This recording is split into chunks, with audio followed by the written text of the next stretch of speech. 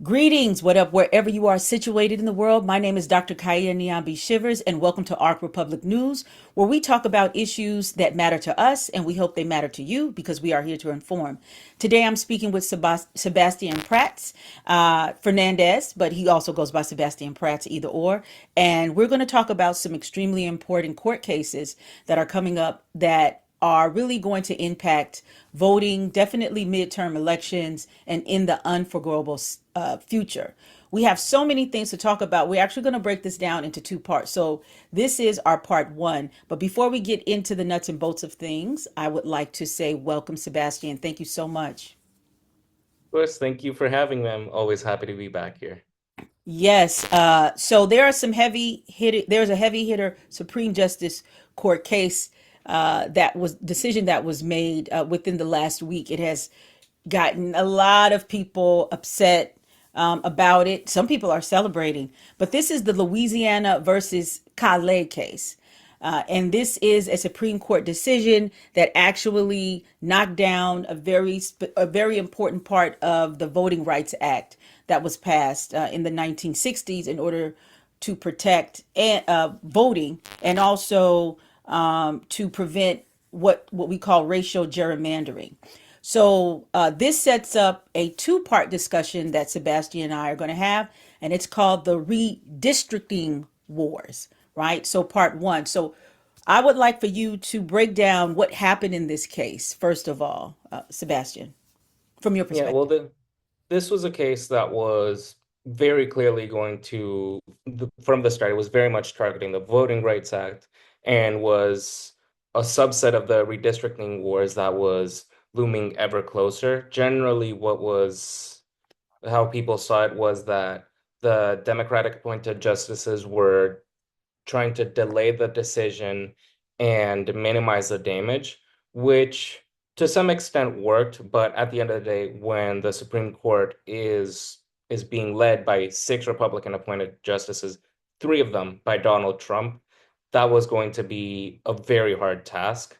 The key with delaying it specifically is for the current midterms in states that already had their primaries, they can't redistrict. And in states that are close to their primaries or having them when this decision was made, such as Georgia, which should have its primary by the time this goes up, those states are going to have a much harder time redistricting as well. But this still ultimately targets particularly Black representation in the South, where besides Georgia and Virginia, these are very Republican dominated states and states that have already been looking to redistrict, or in some cases have already. So it is a very bleak moment for a lot of folks living in the South. Right. Let me give kind of a rough and dirty definition of gerrymandering specifically and why this unconstitutional racial gerrymandering is quite a concern. So gerrymandering is something that starts in the early 1800s, and this is what is gerrymandering. I think that's a lot of what people might not know who are just kind of plugging in. And this is basically how the vote is manipulated and manipulated in a way where the electoral districts, that means the boundaries that are drawn specifically for what district do you vote for in terms of council people, so on and so forth, gets changed and shifted and manipulated for the benefit of a specific political bloc. Right. So racial gerrymandering is this idea of you're going to manipulate the electoral voting districts in a way that weakens racial groups, but it bolsters other racial groups. So when election time comes and you vote, even if you are the majority in number, because the way the districts are drawn, it makes it seem as if your vote, your choice has absolutely no consequence and that the preferred racial voting bloc, whatever their decision is the one that is prioritized and that is buffered at the end. I know that might sound kind of convoluted, but specifically what happens in the U.S. when Black people got the right to vote, right? And there was one of the issues particularly in places where you have predominantly black voters or potentially predominantly black voters, right? Because this is, pre 1968, all of these laws were put in place in order to prevent black voters from voting. And the racial gerrymandering that occurs, in order to, how do I want to say this, in order to lessen the power of the black vote, happens in these places in the South, particularly where the dwindling white majority or the white voting class, whatever their voting decisions are, they are the ones who get bolstered, and so that was deemed unconstitutional. And in fact, some of the gerrymandering was moved to ensure that not only black voting voices, but other political blocs such as Latinos and so on and so forth also have fair voting participantship. I think that might be the word that I might be using. So I think that's important to kind of put this in. So this is why people are upset, because the Supreme Court justice case lessens that, right? It makes that something that definitely is probably not going to be practiced, in terms of we're going to make sure every representation has, or every race or ethnic group or however it is that is part of the voting process, their voices are represented. In Louisiana specifically, where actually my mother is from, according to the census, there's roughly a little bit over 30% population, and or 30% votership. Let me say that.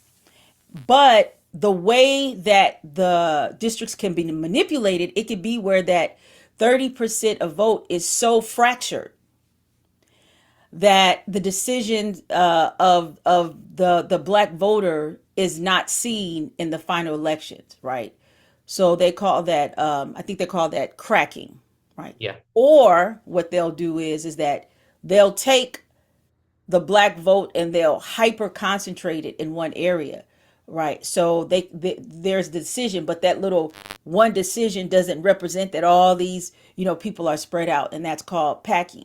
So what they're doing is that they're dispersing, they're trying to dissipate the black vote, particularly, or people think that this decision will result in states doing that, particularly the red states or the Republican majority states. So I wanted to kind of give that also some history and some understanding as to why this is a very concerning decision and what the future ramifications are. So to your point, Sebastian, can I ask a couple of questions? What do you think are, or what have you heard, or what is your analysis of the future concerns, again, of what this Louisiana versus Calais decision by the Supreme Court, what is this going to do? What do you see this doing? Very succinctly, yes. I think that it's going to lead to a lot of polarization with not just who's in the House of Representatives, but what their priorities are. Because using example of Alabama, Alabama is probably going to be targeting either one or its two Democratic representatives. If a state like California retaliates more than it has already, sure, that might balance the number of Democrats in the House. But at the end of the day, a Democratic representative from rural Alabama versus a Democratic representative from LA might share a lot of values. They're not going to share a lot of the same policy priorities because they're two fundamentally different communities, almost on opposite ends of the nation. So what you're seeing here with the redistricting wars is entirely antithetical to the purpose of the House of Representatives. It's supposed to be a house of the people, not a house of the blue states and the red states fighting against each other and getting as many of their own team into Congress as possible.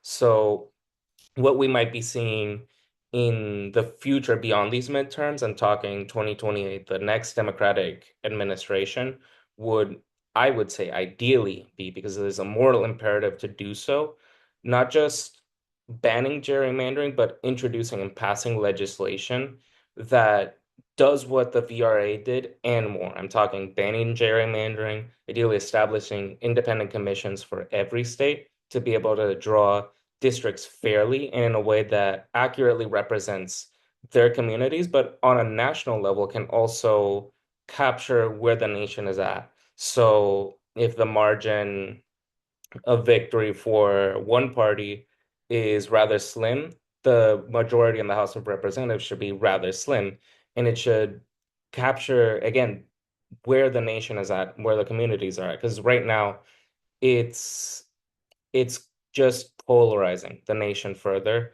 and again, going against the fundamental purpose of the House of Representatives. What do you see? I think also, not I think also, what this law does is that it allows justification for institutionalized and blatant racism to go on even beyond voting. But because this law does not hold those things accountable, I think it continues to create this lawlessness. I mean, this is law, but a lawlessness because just to kind of give this context, this kind of ruling is saying that unless the person who is the so-called violator, unless you do not catch them red-handed actually saying or doing or because of race, you can't prove it.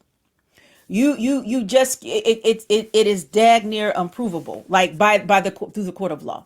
And so this opens up, a lot of people are scared that this opens up a can of worms, right, in terms of how this is going to look in different ways. But I also want to add, it not only, in addition to it being polarizing, in my opinion, it also is going to set up even more so this whole thing of people who choose whiteness before they really look at the conditions that they're existing in, and will vote on the side of what they think legislation that will help them, but in the end it would be quite a hindrance. This is what we're experiencing now in the US.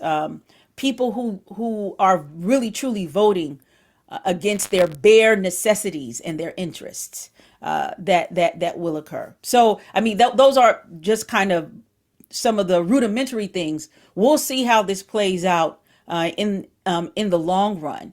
But what is the play ultimately in your eyes in terms of how the Republican majority is moving with the Supreme Court justice? What do you think that this is trying to establish in the US? Well, I think in the most extreme case, it's bringing Jim Crow to the modern era. And I think we have to be very clear about that and about how this has been built up for months.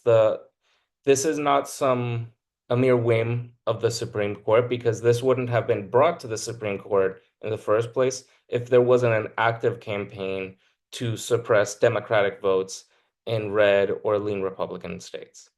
This is this is very much an attack against minority voters, and the truth is that minority voters are the ones that are caught up in the negative of the redistricting war. Because even when blue states do retaliatory gerrymanders, oftentimes it does involve, in the process, making it's taking away majority minority districts. And sure, it's for a good cause, and it's a cause that I do personally support.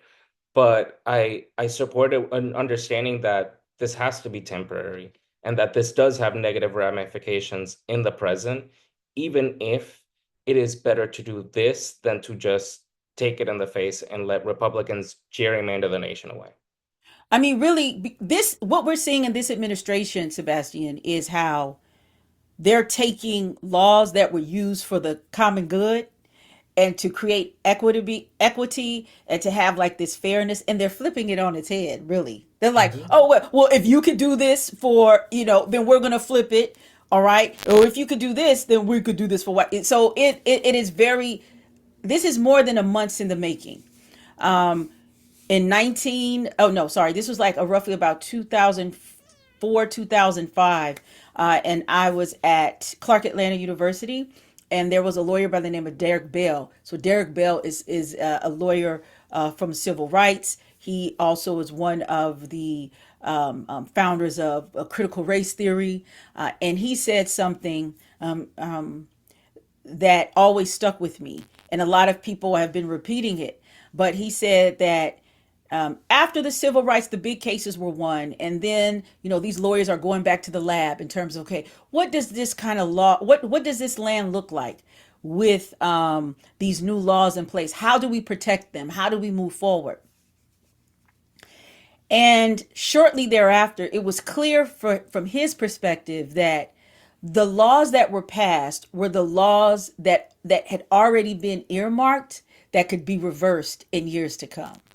So it's like, we're only going to give you this because we know that we have something baked in the cake or something in play that we could flip this. So this is temporary. So it's really interesting. You talk about these temporary wins because that's exactly what Derek Bell was talking about, right?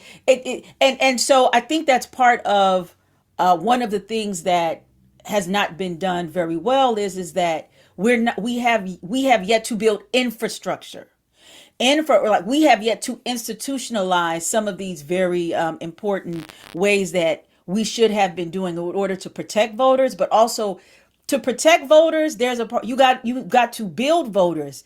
To build voters, you've got to educate voters. To educate voters, you have to make sure that these voters have basic necessities: food, clothing, housing, and jobs. Which in this pipeline, there's been a lot of disruptions. So, okay.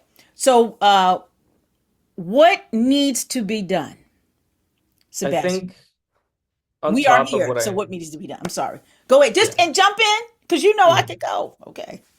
Yeah, on top of what I mentioned earlier with legislation, the big issue with that is an issue that Biden faced with student loans, which is again the Supreme Court. Right now, the three Trump appointed justices, I would argue that alone points to part of the issues. I mean, Obama, with 8 years as president, got two Supreme Court justices through.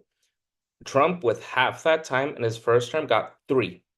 That's the kind of issue with design because effectively you're playing a political lottery where you just have to be in the right place at the right time with the right Senate majority to get your Supreme Court justices in. And that Supreme Court has final say in the law. People people complain that Biden couldn't forgive student loans. He tried, and the Supreme Court blocked it. Same with overturning Roe v. Wade. These were decisions that were enabled by Trump appointed justices. And this is the kind of fatigue that it causes. And it's been something that's been brewing for a very long time. The first major decision like this that comes to mind is Bush v. Gore, where the Supreme Court literally decided the presidential election on party lines. We can talk about, oh, well, Florida would have gone to Bush or Gore with recounting. The fact of the matter is, the presidential election came down to 9 people, not the millions and millions of people who actually went out to vote, including in Florida. And the Supreme Court just hasn't met the moment for a long time as an institution of justice and doing what's right, and it has been an extension of political parties more so. I mean, people are talking about nominating Ted Cruz to the Supreme Court to fill the latest vacancy as soon as one comes up. I mean, Ted Cruz, someone who's been a Republican senator for years, ran for the Republican nomination for president a decade ago. This is someone who's made his party allegiances very, very clear, and he's built a career out of it. And there's nothing wrong with being a senator, but there is a blatant conflict of interest there. So, in addition to get more to your question, in addition to passing legislation that does what the VRA did and more, there needs to be reform for the Supreme Court so it can serve its intended purpose as as a deliverer of justice, not a deliverer of party agendas. What does Supreme Court reform look like? Because in a previous talk that I had with one of the other podcasters, there was a conversation of expanding the Supreme Court. So for you, what does reform of the Supreme Court looks like? I think expanding it is one way. My concern is that it can enter this cycle, much like the redistricting war, where Democrats expand it and Democrats appoint justices, then Republicans expand it and Republicans appoint more justices, which would essentially re-engineer the same problem and just make it flip from administration to administration. I think a better way to start reforming it, not necessarily end with this, but it would certainly be term limits. I saw 18 years floated around as a possible number for term limits, and I think starting with that would make it a much more healthy dynamic because a big part of Supreme Court appointments and justices is age. People want to appoint the youngest justices possible and the oldest justices possible, cling on to power until they're in their 80s, their 90s, when there's serious questions about their capacity to serve, but maybe their preferred party isn't in power, or it's like the late Ruth Bader Ginsburg, who wanted her replacement to be appointed by the first female president. Instead, it was a Republican appointed by Donald Trump. These are the kinds of things that just do not make it seem like an institutional that's functioning as it was intended. So I think that allowing the Supreme Court to be more flexible and have a clear timeline of how the justices serve would make it a much more improved institution compared to what it is now. Right. I think Ruth Bader Ginsburg, I mean, her name was definitely percolating a lot with this recent decision and how she should have stepped down and allowed the successor happen. Was it under the Obama administration? Yeah. Yeah, during the Obama administration, and her thinking that she had the godly authority to survive enough for when the first female president. I mean, the way that it's looking right now, we're not going to see one until the Afrofuturistic future kicks in. But but with that being said, I really like that. There needs to be age limits. There needs to be some type of acuity test, like for real, that needs to be taken. There's also been conversation about ethics, Yes. especially in these last couple of years where you have, very clear lines of lobbying interest, paying off trips and things like that to Hmm. Supreme Court Justice Thomas. What does Yes. an ethical framework looks like for you for the Supreme Court, and as well, are Supreme Court justices should there be something baked in where they can be terminated? Yeah, I mean, we do have a system for them to be terminated. It's called impeachment. And to be quite frank with you, it's just that legislators they don't have the attitude, to use eloquent language, to actually move forward with these kinds of proceedings. And the Senate is aggressively partisan. There's very little room to get a 60 Senate majority without simply having it on party lines because they know, well, if my party loses a justice, that could mean an appointment for the opposing party. It's a real lack of commitment to enforcing rule of law. I mean, I'm glad you mentioned Clarence Thomas because he is by far one of the most I would say corrupt Supreme Court justices, not just in the current set of justices, but in modern history. Definitely documented, right? Yeah, documented as well. I mean, there's not I would argue that there is very little room for doubt here, that there is, at the very least, a case worth investigating. And this hasn't been brought up in the Senate pretty much at all, is the truth.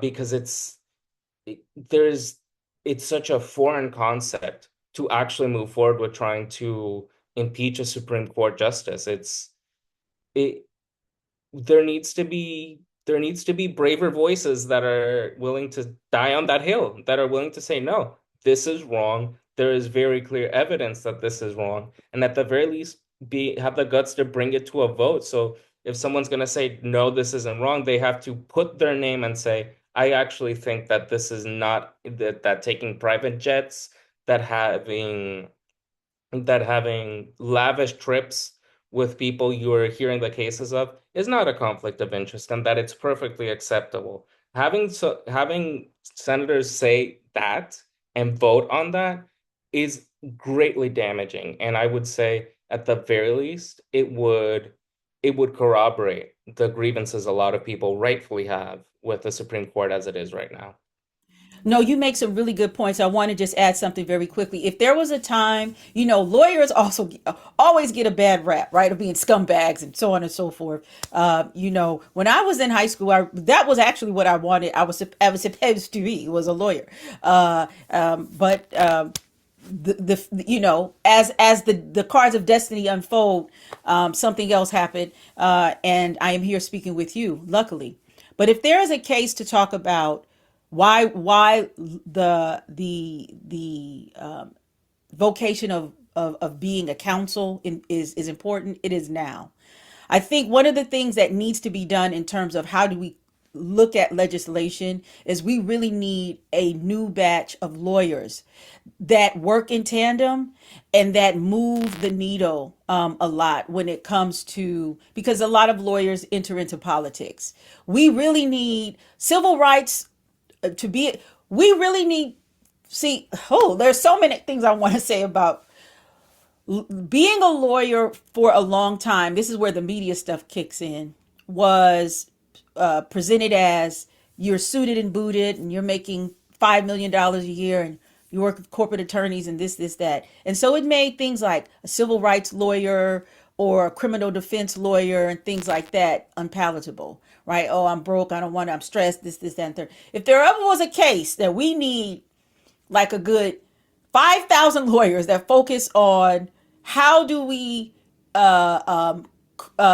repair or change or shift the legal frameworks in this country, it is right now, right? So if you're listening to me, if this is a case to go to law school and also become some kind of supervising lawyer group, you need to do it right now, because there's a lot of reworking that we're going to be seeing within the next, 30 to 50 years, honestly.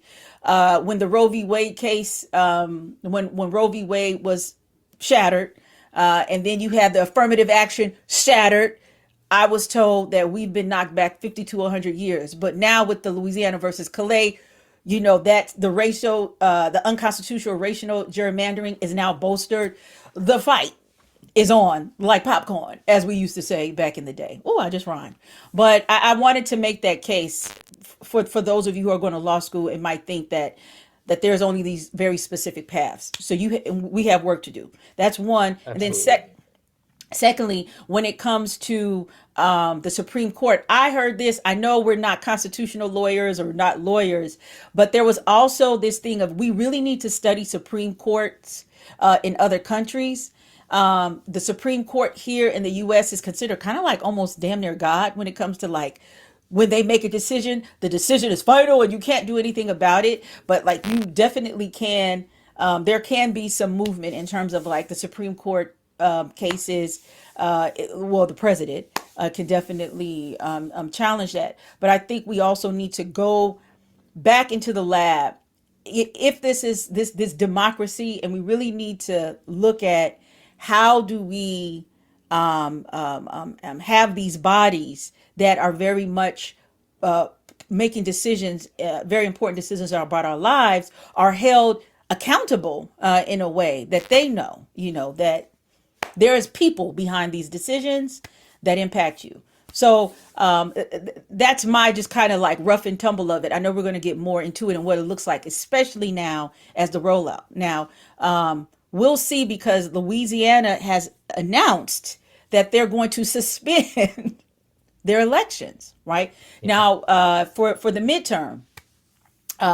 Now, and before the Supreme Court justice case happened, there was the case where you had the special election where this black man won. His name escapes me, but then the state of Louisiana then removed his seat and put him. So what we're seeing, and we've been talking about this on other podcasts, our states are now acting like their own like little nationhoods, right? And they're making these decisions to determine, how their societies or their citizens or their residents, I should say, the residents become the citizens of whatever that state is. So my question is that we think about the ideal scenario, but let's think about some of the ugliest scenarios, like in a state, Louisiana, and a lot of these red states that are setting it up. It seems where the average community of color, the average poor community, is going to be the ones who's suffering the most. How do we navigate? How do we prepare? And this can be from a legal or legislative position, right? Because we got to get ready for both. How do we prepare? I think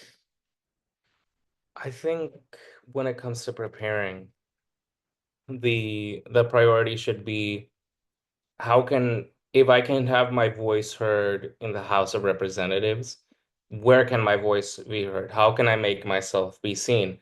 Because, for example, like with what I mentioned earlier, when you're not going to have representatives with the same policy priorities if they're from different regions. This is, and it's why where these representatives come from matters just as much as which party they're from. So I think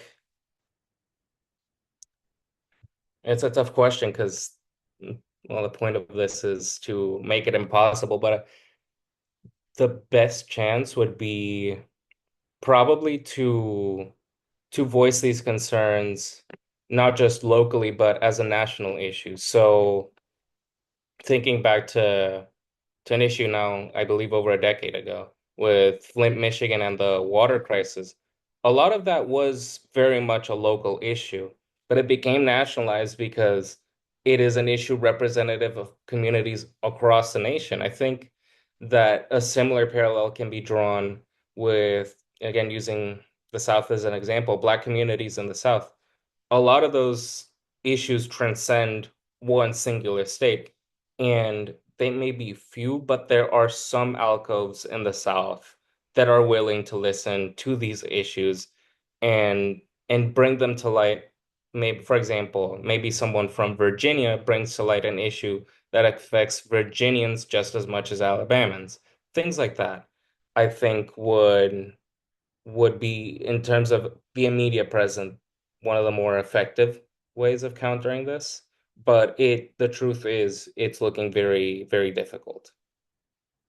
That's all right. We must discuss, and we definitely must be ready. What you're talking about is how things are being replicated, right? So what you're saying, I think this is a really good idea.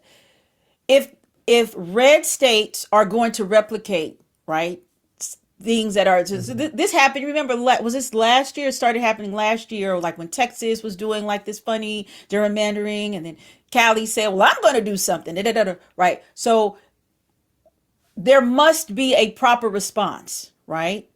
For and when I mean proper, I mean something that has some type of substance about what is to come, be it lawsuits. This is a very litigious time. That's another case I have if Yeah. you want to be in law school, right? So if there are going to be a lot of, and they said that before the Trump administration, when it was determined if who would win, it was already predicted that this would be like the heaviest litigious type of administration. There'd be lawsuits coming all type of places. And I want to say this about the student loans. Another thing that's really interesting, as somebody who had gobs of student loans, there's a lot of lawsuits are going on because what happens is that just as much as those who might be independents or Democrats who have student loans, there are a lot of Republican voters who have student loans as well. So these issues that are impacting across the board.